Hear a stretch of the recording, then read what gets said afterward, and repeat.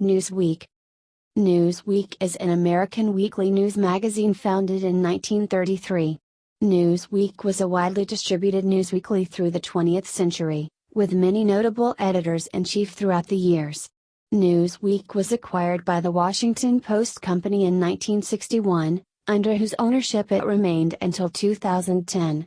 Between 2008 and 2012, Newsweek experienced financial difficulties, leading to the cessation of print publication and a transition to all-digital format at the end of 2012. The print edition then relaunched in March 2014. Revenue declines prompted an August 2010 sale by owner the Washington Post Company to audio pioneer Sidney Harman, for a purchase price of $1 and an assumption of the magazine's liabilities. Later that year, Newsweek merged with the news and opinion website The Daily Beast, forming the Newsweek Daily Beast Company. Newsweek was jointly owned by the estate of Harman and the diversified American media and internet company IAC. In 2013, IBT Media announced it had acquired Newsweek from IAC. The acquisition included the Newsweek brand and its online publication, but did not include the Daily Beast. IBT Media rebranded itself as Newsweek Media Group in 2017, but returned to IBT Media in 2018 after making Newsweek independent. History. Founding and early years, 1933 to 1961. Newsweek was launched in 1933 by Thomas J. C. Martin, a former foreign news editor for Time. He obtained financial backing from a group of U.S. stockholders which included Ward Cheney, of the Cheney Silk family, John Hay Whitney, and Paul Mellon, son of Andrew W. Mellon. Paul Mellon's ownership in Newsweek apparently represented the first attempt of the Mellon family to function journalistically on a national scale. The group of original owners invested around $2.5 million. Other large stockholders prior to 1946 were public utilities investment banker Stanley Childs and Wall Street corporate lawyer Wilton Lloyd Smith. Journalist Samuel T. Williamson served as the first editor-in-chief of Newsweek. The first issue of the magazine was dated February 17, 1933. 7 photographs from the week's news were printed on the first issue's cover. In 1937, Newsweek merged with the weekly journal Today, which had been founded in 1932 by future New York governor and diplomat W. Averell Harriman, and Vincent Astor of the prominent Astor family. As a result of the deal, Harriman and Astor provided $600,000 in venture capital funds, and Vincent Astor became both the chairman of the board and its principal stockholder between 1937 and his death in 1959. In 1937, Malcolm Muir took over as president and editor-in-chief. He changed the name to Newsweek, emphasized interpretive stories, introduced signed columns, and launched international editions. Over time, the magazine developed a broad spectrum of material, from breaking stories and analysis to reviews and commentary. Under Post ownership, 1961 to 2010. The magazine was purchased by the Washington Post Company in 1961. Osborne Elliott was named editor of Newsweek in 1961 and became the editor-in-chief in 1969. In 1970, Eleanor Holmes Norton represented 60 female employees of Newsweek who had filed a claim with the Equal Employment Opportunity Commission that Newsweek had a policy of only allowing men to be reporters. The women won, and Newsweek agreed to allow women to be reporters. The day the claim was filed, Newsweek's cover article was Women in Revolt, covering the feminist movement. The article was written by a woman who had been hired on a freelance basis since there were no female reporters at the magazine. Edward Connor became editor from 1975 to 1979 after directing the magazine's extensive coverage of the Watergate scandal that led to the resignation of President Richard Nixon in 1974. Richard M. Smith became chairman in 1998, the year that the magazine inaugurated its Best High Schools in America list, a ranking of public secondary schools based on the Challenge Index, which measures the ratio of advanced placement or international baccalaureate exams taken by students to the number of graduating students that year, regardless of the scores earned by students or the difficulty in graduating. Schools with average SAT scores above 1,300 or average ACT scores above 27 are excluded from the list. These are categorized instead as public elite high schools. In 2008, there were 17 public elites. Smith resigned as board chairman in December 2007. Restructuring and new owner, 2008 to 2010. During 2008 to 2009, Newsweek undertook a dramatic business restructuring. Citing difficulties in competing with online news sources to provide unique news in a weekly publication, the magazine refocused its content on opinion and commentary beginning with its May 24, 2009, issue. It shrank its subscriber rate base, from 3.1 million to 2.6 million in early 2008, to 1.9 million in July 2009 and then to 1.5 million in January 2010, a decline of 50% in 1 year. Meacham described his strategy as counterintuitive as it involved discouraging renewals and nearly doubling subscription prices as it sought a more affluent subscriber base for its advertisers. During this period, the magazine also laid off staff. While advertising revenues were down almost 50% compared to the prior year, expenses were also diminished, whereby the publishers hoped Newsweek would return to profitability. The financial results for 2009 as reported by the Washington Post company showed that advertising revenue for Newsweek was down 37% in 2009 and the magazine division reported an operating loss for 2009 of $29.3 million compared to a loss of $16 million in 2008. During the first quarter of 2010, the magazine lost nearly $11 million. By May 2010, Newsweek had been losing money for the past 2 years and was put up for sale. The sale attracted international bidders. One bidder was Syrian entrepreneur Abdul Salam Hakel, CEO of Syrian publishing company Hakel Media, who brought together a coalition of Middle Eastern investors with his company. Hakel later claimed his bid was ignored by Newsweek's bankers, Allen and Company. The magazine was sold to audio pioneer Sidney Harman on August 2, 2010, for $1 in exchange for assuming the magazine's financial liabilities. Harman's bid was accepted over 3 competitors. Meacham left the magazine upon completion of the sale. Sidney Harman was the husband of Jane Harman, at that time a member of Congress from California. Merger with the Daily Beast, 2010 to 2013. At the end of 2010, Newsweek merged with the online publication The Daily Beast, following extensive negotiations between the respective proprietors. Tina Brown, The Daily Beast's editor-in-chief, became editor of both publications. The new entity, the Newsweek Daily Beast Company, was 50% owned by IAC, Interactive Corp and 50% by Harman. Redesign, 2011. Newsweek was redesigned in March 2011.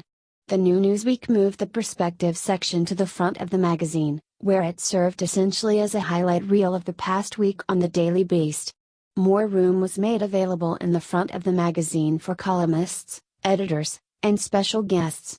A new news gallery section featured 2-page spreads of photographs from the week with a brief article accompanying each one. The News Beast section featured short articles, a brief interview with a newsmaker, and several graphs and charts for quick reading in the style of the Daily Beast. This is where the Newsweek staple conventional wisdom was located.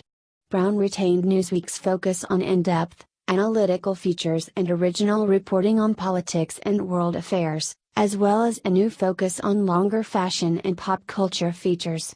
A larger culture section named Omnivore featured art, music, books, film, theater, food, travel, and television, including a weekly books and wants section. The back page was reserved for a My Favorite Mistake column written by celebrity guest columnists about a mistake they made that helped shape who they are. Cessation of print format, 2012.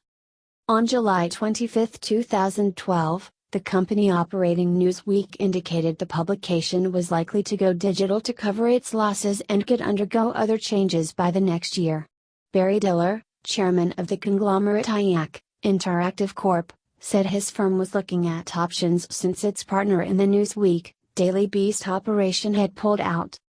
On October 18, 2012, the company announced that the American print edition would be discontinued at the end of 2012 after 80 years of publication, citing the increasing difficulty of maintaining a paper weekly magazine in the face of declining advertising and subscription revenues and increasing costs for print production and distribution. The online edition is named Newsweek Global. Spin-off to IBT Media, Return to Print and Profitability, 2013 to 2018. In April 2013, IAC chairman and founder Barry Diller stated at the Milken Global Conference that he wished he hadn't bought Newsweek because his company had lost money on the magazine and called the purchase a mistake and a fool's errand. On August 3, 2013, IBT Media acquired Newsweek from IAC on terms that were not disclosed. The acquisition included the Newsweek brand and its online publication, but did not include the Daily Beast. On March 7, 2014, IBT Media relaunched a print edition of Newsweek with a cover story on the alleged creator of Bitcoin, which was widely criticized for its lack of substantive evidence. The magazine stood by its story. IBT Media returned the publication to profitability on October 8, 2014. In February 2017, IBT Media appointed Matt Kester, then editor of Newsweek International, as global editor-in-chief of Newsweek. IBT Media became known as Newsweek Media Group. In 2018, Newsweek journalists began reporting on their own management, after a raid by the Manhattan DA and the removal of servers from company offices. Columbia Journalism Review noted the probe focused on loans the company took out to purchase the computer equipment, and several reporters were fired after reporting on the issue. Spin-off to Independent, 2018-present. In September 14, 2018, after completing the strategic structural changes initially announced in March of the same year, Newsweek spun off from IBT Media. Circulation and branches. In 2003, worldwide circulation was more than 4 million, including 2.7 million in the U.S. By 2010 it reduced to 1.5 million, with newsstand sales declining to just over 40,000 copies per week. Newsweek publishes editions in Japanese, Korean, Polish, Romanian, Spanish, Ryablatin Spanish, Arabic, Turkish, Serbian, as well as in English-language Newsweek International. Russian Newsweek, published since 2004, was shut in October 2010. The Bulletin, an Australian weekly until 2008, incorporated an international news section from Newsweek.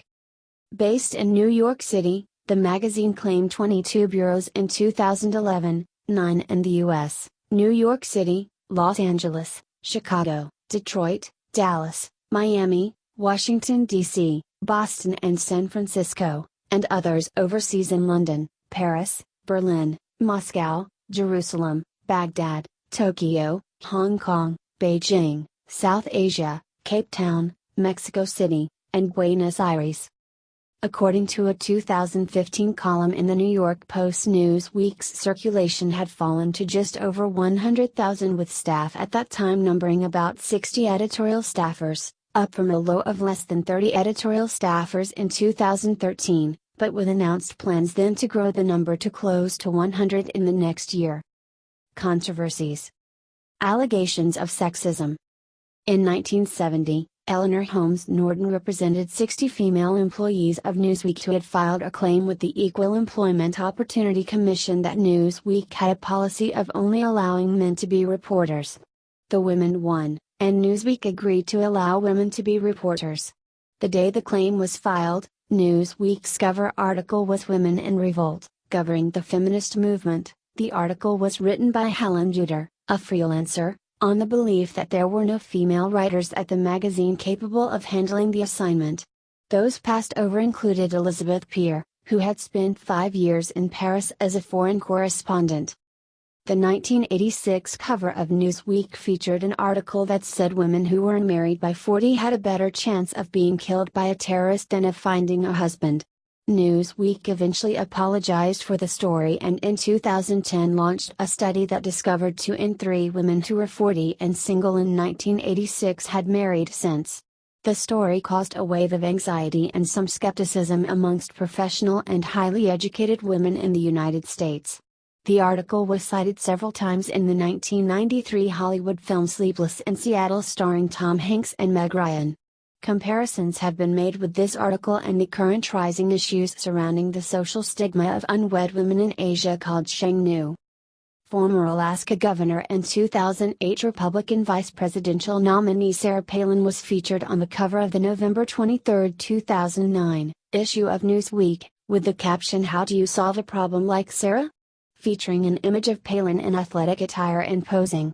Palin herself, the Los Angeles Times and other commentators accused Newsweek of sexism for their choice of cover in the November 23, 2009 issue discussing Palin's book, Going Rogue, Un-American Life. "It's sexist as hell," wrote Lisa Richardson for the Los Angeles Times. Taylor Marsh of the Huffington Post called it the worst case of pictorial sexism aimed at political character assassination ever done by a traditional media outlet. David Brody of CBN News stated, "This cover should be insulting to women politicians." The cover includes a photo of Palin used in the August 2009 issue of Runner's World. The photographer may have breached his contract with Runner's World when he permitted its use in Newsweek, as Runner's World maintained certain rights to the photo until August 2010. It is uncertain, however, whether this particular use of the photo was prohibited. Minnesota Republican Congresswoman and presidential candidate Michelle Bachmann was featured on the cover of Newsweek magazine in August 2011, dubbed the Queen of Rage. The photo of her was perceived as unflattering, as it portrayed her with a wide-eyed expression some said made her look crazy. Conservative commentator Michelle Malkin called the depiction sexist, and Sarah Palin denounced the publication. Newsweek defended the cover's depiction of her, saying its other photos of Bachmann showed similar intensity. Other. Fareed Zakaria, a Newsweek columnist and editor of Newsweek International, attended a secret meeting on November 29, 2001, with a dozen policymakers, Middle East experts and members of influential policy research organizations that produced a report for President George W. Bush and his cabinet outlining a strategy for dealing with Afghanistan and the Middle East in the aftermath of September 11, 2001. The meeting was held at the request of Paul D. Wolfowitz, then the Deputy Secretary of Defense. The unusual presence of journalists, who also included Robert D. Kaplan of The Atlantic Monthly, at such a strategy meeting was revealed in Bob Woodward's 2006 book State of Denial, Bush at War, Part 3. Woodward reported in his book that, according to Kaplan, everyone at the meeting signed confidentiality agreements not to discuss what happened.